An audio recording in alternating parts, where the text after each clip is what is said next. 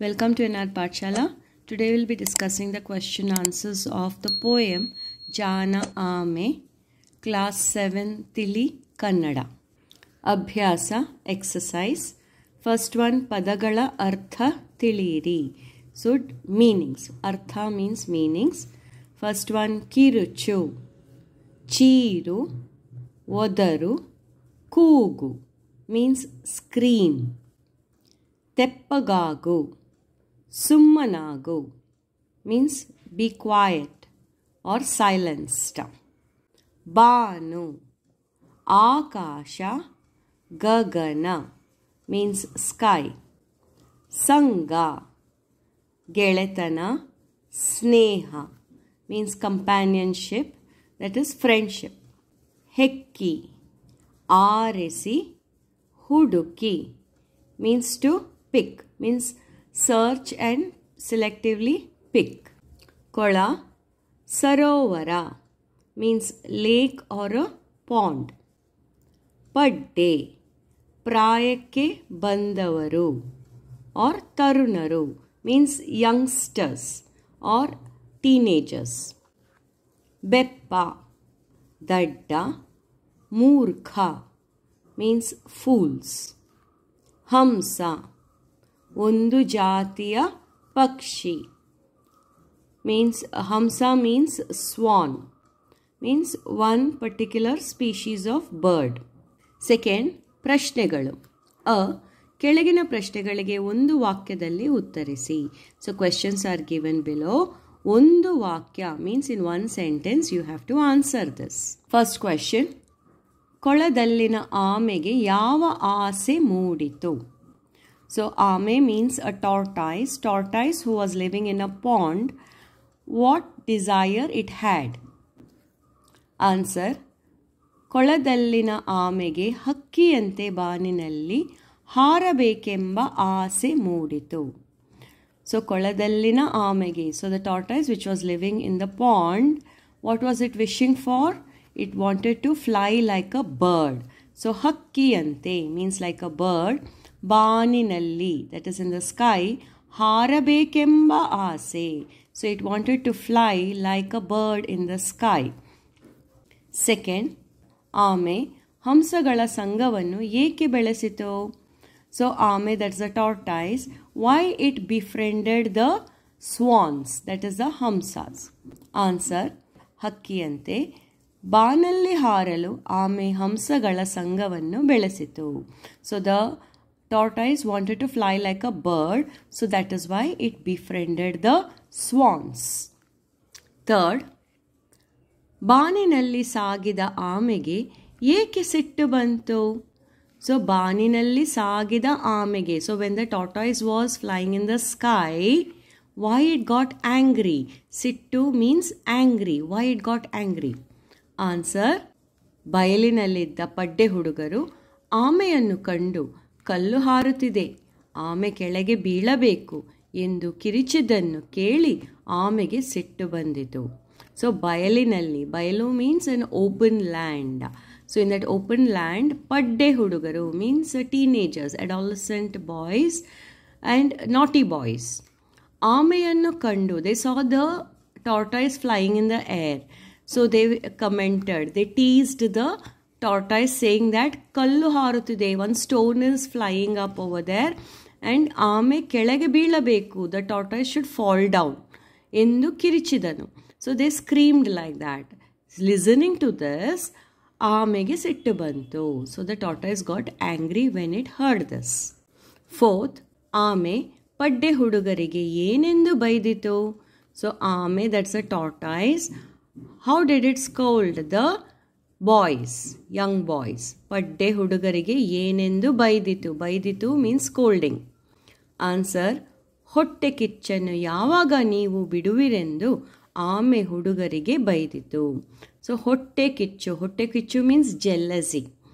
ಯಾವಾಗ ನೀವು ಬಿಡುವಿರಿ ಎಂದು, so when will you leave this jealousy ಎಂದು ಆಮೆ ಹುಡುಗರಿಗೆ ಬೈದಿತು. So this is how the tortoise scolded the young boys. ಕೆಳಗಿನ ಪ್ರಶ್ನೆಗಳಿಗೆ 2-3 ವಾಕ್ಯಗಳಲ್ಲಿ ಉತ್ತರಿಸಿ. So down questions are given. You have to answer in 2 or 3 sentences, means short answers. First question. ಹಂಸಗಳು ಆಮೆಯನ್ನು ಬಾನಲ್ಲಿ ಒಯ್ಯಲು ಮಾಡಿದ ಉಪಾಯವೇನು? ಸೊ ಹಂಸಗಳು, ದಟ್ ಇಸ್ ದ swans, ಆಮೆಯನ್ನು ಬಾನಿನಲ್ಲಿ ಒಯ್ಯಲು, to take the tortoise in the sky, ಮಾಡಿದ ಉಪಾಯವೇನು? What plan did the swans make to carry the tortoise in the sky? ಬಾನಲ್ಲಿ ಒಯ್ಯಲು means to take in the sky. Answer. ಹಂಸಗಳು ಉದ್ದವಾದ ಕೋಲನ್ನು ತಂದು ಆಮೆಯನ್ನು ಮಧ್ಯದಲ್ಲಿ ಕಚ್ಚಿ ಕೋಲನ್ನು ಹಿಡಿದುಕೊಳ್ಳಲು ಹೇಳಿದವು. 2 ಹಂಸಗಳು ಒಂದೊಂದು ತುದಿಯನ್ನು ಕೊಕ್ಕಿನಲ್ಲಿ ಕಚ್ಚಿಕೊಂಡು ಹಾರಲು ತೊಡಗಿತು.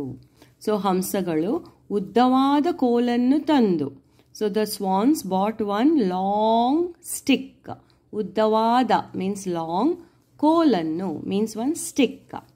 ಆಮೆಯನ್ನು ಮಧ್ಯದಲ್ಲಿ ಕಚ್ಚಿ ಕೋಲನ್ನು ಹಿಡಿದುಕೊಳ್ಳಲು ಹೇಳಿದವು. So the swans asked the tortoise to bite. Kachchi means to bite the stick, that is ಕೋಲನ್ನು, in the middle, ಮಧ್ಯದಲ್ಲಿ ಕಚ್ಚಿ ಕೋಲನ್ನು ಹಿಡಿದುಕೊಳ್ಳಲು ಹೇಳಿದವು. So the swans asked the tortoise to bite the stick in the middle and hold it. 2 ಹಂಸಗಳು, that is the 2 swans, ಒಂದೊಂದು ತುದಿಯನ್ನು, ತುದಿ means the end of the stick or the edge of the stick, ಕೊಕ್ಕಿನಲ್ಲಿ ಕಚ್ಚಿಕೊಂಡು. So the 2 swans bit the, or with their beaks they held the end of the sticks and ಹಾರಲು ತೊಡಗಿದವು. They started flying. So here what the swans did, they bought a long stick. They asked the tortoise to bite in the middle of the stick and hold it, and the 2 swans with their beaks they held the end of the sticks and they started flying. Second question. ಬಾನಿನಲ್ಲಿ ಸಾಗಿದ ಆಮೆಗೆ ಯಾವ ಅನುಭವಗಳಾದವು?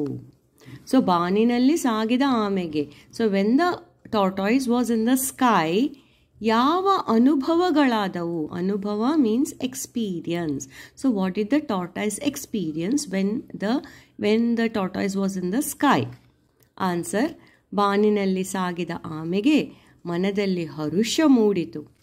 ತಂಪಾದ ಗಾಳಿ, ಸಾಗುವ ಮೋಡ ಕಂಡು ಸಂತೋಷ ಹೊಂದಿತು. ಬಹಳ ಸಮೀಪದಿಂದ ಸೂರ್ಯನನ್ನು ನೋಡಿದ ಅನುಭವಗಳನ್ನು ಹೊಂದಿತು. So when the tortoise was in the sky, that is ಬಾನಿನಲ್ಲಿ ಸಾಗಿದ ಆಮೆಗೆ ಮನದಲ್ಲಿ ಹರುಷ ಮೂಡಿತು. ಮನ means the mind. ಹರುಷ, happy. So the tortoise was very happy in the mind when it was in the sky. It experienced cool breeze, ತಂಪಾದ ಗಾಳಿ. Then ಸಾಗುವ ಮೋಡ ಕಂಡು, that is the clouds which were moving. It saw that and Santhosh ಹೊಂದಿತು. It was very happy, feeling the cool breeze and seeing the clouds passing by. ಬಹಳ ಸಮೀಪದಿಂದ ಸೂರ್ಯನನ್ನು ನೋಡಿದ ಅನುಭವಗಳನ್ನು ಹೊಂದಿತು.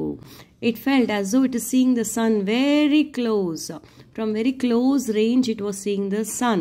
So these were the experience the tortoise felt when it was in the sky. Third question. ಆಮೆಯು ಪಡ್ಡೆ ಹುಡುಗರನ್ನು ಹೇಗೆ ಬೆಪ್ಪು ಮಾಡಿತು? So ಆಮೆಯು, that is a tortoise, ಪಡ್ಡೆ ಹುಡುಗರನ್ನು means those naughty young boys. How did it silence the boys? So ಬೆಪ್ಪು ಮಾಡಿತು. Answer. ಬಾನಿನಲ್ಲಿ ಹಾರುತ್ತಿದ್ದ ಆಮೆಯನ್ನು ಕಂಡು ಹುಡುಗರು ಕಲ್ಲು ಹಾರುತ್ತಿದೆ ಎಂದು ಕಿರಿಚಿದರು. ಆಗ ಸಿಟ್ಟುಗೊಂಡ ಆಮೆ ಕೋಲನ್ನು ಕೈಯಲ್ಲಿ ಹಿಡಿದು ಹುಡುಗರನ್ನು ಬೈದಿತು. ನಂತರ ಕೋಲನ್ನು ಬಾಯಲ್ಲಿ ಹಿಡಿದು ಟಾಟಾ ಎಂದಿತು. ಹೀಗೆ ಆಮೆ ಹುಡುಗರನ್ನು ಬೆಪ್ಪು ಮಾಡಿತು. ಬಾನಿನಲ್ಲಿ ಹಾರುತ್ತಿದ್ದ ಆಮೆಯನ್ನು ಕಂಡು, so seeing the tortoise, Banu means a sky, ಹಾರುತ್ತಿದ್ದ ಆಮೆ, so the tortoise which was flying in the sky, seeing that ಹುಡುಗರು, that is the naughty boys, ಕಲ್ಲು ಹಾರುತ್ತಿದೆ ಎಂದು ಕಿರಿಚಿದರು. So the boys started teasing the tortoise. One stone is flying in the sky. ಆಗ ಸಿಟ್ಟುಗೊಂಡ ಆಮೆ, hearing this, the tortoise got very angry. So what did the tortoise do? ಕೋಲನ್ನು ಕೈಯಲ್ಲಿ ಹಿಡಿದು So it was biting the stick, no? So now what the tortoise did is it held the stick with its hands and it started scolding the boys. So ಹುಡುಗರನ್ನು ಬೈದಿತು. ನಂತರ after that ಕೋಲನ್ನು ಬಾಯಲ್ಲಿ ಹಿಡಿದು Tata ಎಂದಿತು. Then the tortoise what it did after scolding, again it bit the stick and it did tata with its hands to the boys. So seeing this, ಹೀಗೆ ಆಮೆ ಹುಡುಗರನ್ನು ಬೆಪ್ಪು ಮೂಡಿತು. So this is how the tortoise silenced those boys over there. So the boys were astonished by the smartness of this tortoise. ಈ ಬಿಟ್ಟ ಸ್ಥಳವನ್ನು ಸೂಕ್ತ ಪದದಿಂದ ತುಂಬಿರಿ. So ಬಿಟ್ಟ ಪದ means fill in the blanks. You have to fill with the ಸೂಕ್ತ ಪದಗಳು means suitable words you have to fill in that. First one, ಆಮೆಯು ಡ್ಯಾಶ್ ಸಂಘ ಬೆಳೆಸಿತು. So ಆಮೆ, that is a tortoise, dash ಸಂಘ ಬೆಳೆಸಿತು. With whom did the tortoise befriend? Answer is ಹಂಸಗಳು, that is a swan. So ಆಮೆಯು ಹಂಸಗಳ ಸಂಘ ಬೆಳೆಸಿತು. Second, ಬಾನಿನಲ್ಲಿ ಸಾಗಿದ ಆಮೆಯು ಸನಿಹದಿಂದ dash ಕಂಡೆನೆಂದಿತು. So ಬಾನಿನಲ್ಲಿ ಸಾಗಿದ ಆಮೆಯು, the tortoise which was flying in the sky, ಸನಿಹದಿಂದ ಡ್ಯಾಶ್ ಕಂಡೆನೆಂದಿತು. So in a very close range, what did it see? Answer is ಸೂರ್ಯನನ್ನು. So ಬಾನಿನಲ್ಲಿ ಸಾಗಿದ ಆಮೆಯು ಸನಿಹದಿಂದ ಸೂರ್ಯನನ್ನು ಕಂಡೆನೆಂದಿತು. ಥರ್ಡ್, ಪಡ್ಡೆ ಹುಡುಗರು ಡ್ಯಾಶ್ ಬೀಳಬೇಕು ಎಂದುಕೊಂಡರು. So ಪಡ್ಡೆ ಹುಡುಗರು means young naughty boys. What should fall means they thought. Answer is ಆಮೆ ಕೆಳಗೆ. So ಪಡ್ಡೆ ಹುಡುಗರು thought that the tortoise should fall down. So ಪಡ್ಡೆ ಹುಡುಗರು ಆಮೆ ಕೆಳಗೆ ಬೀಳಬೇಕು ಎಂದುಕೊಂಡರು. ಫೋರ್ತ್, ಆಮೆಯು ಪಡ್ಡೆ ಹುಡುಗರಿಗೆ ನೀವು ಡ್ಯಾಶ್ ಎಂದು ಬಿಡುವಿರಿ ಎಂದಿತು. ಸೊ ಆಮೆಯು ಪಡ್ಡೆ ಹುಡುಗರಿಗೆ, what did the tortoise reply to the boys? ಹೊಟ್ಟೆ ಕಿಚ್ಚನ್ನು. ಆನ್ಸರ್ ಇಸ್ ಹೊಟ್ಟೆ ಕಿಚ್ಚನ್ನು ಎಂದು ಬಿಡುವಿರಿ. When will you leave your jealousy? That's what the tortoise told the boys. Third, ಭಾಷಾಭ್ಯಾಸ. ಕೆಳಗಿನ ಪದಗಳನ್ನು ಬಿಡಿಸಿ ಬರೆಯಿರಿ. So words are given, you have to split the words and write. So when you are splitting the words, each word should have its own meaning, a complete meaning. So these words are joined together, you have to split them and write. ಕೆಳಗಿನ ಪದಗಳನ್ನು ಬಿಡಿಸಿ ಬರೆಯಿರಿ. So first one is ಬಾನಲ್ಲೊಮ್ಮೆ. ಬಾನಲ್ಲಿ plus ಒಮ್ಮೆ. Second, ಆಮೆಗೊಂದು. ಆಮೆಗೆ plus ಒಂದು. ಥರ್ಡ್, ಬಯಕೆಯನ್ನು. ಬಯಕೆ ಪ್ಲಸ್ ಅನ್ನು. ಫೋರ್ತ್, ಹಂಸವೆರಡು. ಹಂಸ ಪ್ಲಸ್ ಎರಡು. ಫಿಫ್ತ್, ಹಾರಲೆಂದಿತು. ಹಾರಲು ಪ್ಲಸ್ ಎಂದಿತು. ಕೆಳಗೆ ನೀಡಲಾಗಿರುವ ಪದಗಳ ಅರ್ಥ ವ್ಯತ್ಯಾಸ ಬರೆಯಿರಿ. So here words are given, like for ಉದಾಹರಣೆ, that is the example. Dhana, dana. So there is only slight difference in the phonetics. Okay. So when you are hearing the word, it sounds the same, but they have a different meaning. So you have to tell what is the meaning of the words. So dhana means money, hana. Dana means hasu, that is cow. So like that you have to do rest of the words. Kola, kola. Kola means sarovara, that is lake. Kola means bedi, means chains. Second, banu, bhanu. Banu means akasha, that is sky. Bhanu means surya, that is sun. Haru, aru. Haru means jiggy, that is jump. Aru is sankhe, that is a number. Aru means 6 number. Fourth, madhya or madhya. Madhya means naduve, that is in the middle. Madhya means madhyapana, that is alcohol. Fifth, matte, mette. Matte means punaha, again. Mette means hagura, very light. Hakki, hekki. Hakki means pakshi. Pakshi is a bird. Hekki means ಆಯ್ದು, means choose and pick.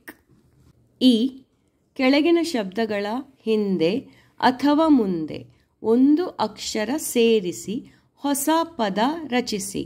So here again it is a word with one letter missing. So you have to add one letter in the front or in the last, in the beginning or in the last, and you have to form a new word. Madari, that is example, dash sanga. So here what word they have used? Pra. So it becomes prasanga. Like that you have to do rest. Dash hara. You enter a. Ahara. Second, dash mana. So letter will be da. Damana. Third, saga dash. Saga ra. Fourth, kola dash. Kola ve. ಈ ಜಾಣ ಆಮೆ ಪದ್ಯದಲ್ಲಿನ ಪ್ರಾಸಪದಗಳನ್ನು ಪಟ್ಟಿ ಮಾಡಿ. So ಜಾಣ ಆಮೆ ಪದ್ಯ means in this poem ಪ್ರಾಸಪದಗಳು. So you should know the let word. ಪ್ರಾಸಪದಗಳು means rhyming words. So you have to list the rhyming words. Patti ಮಾಡಿ. Patti means make a list of all the rhyming words. ಉದಾಹರಣೆ, that is example, ಮೂಡಿತು ಬೆಳೆಸಿತು. So you can see that last one is the same, tu and tu. It should end with the same letter. So like that, first one ಬಂದವು ತಂದವು. ಹಾರತೊಡಗಿತು ಸಾಗತೊಡಗಿತು.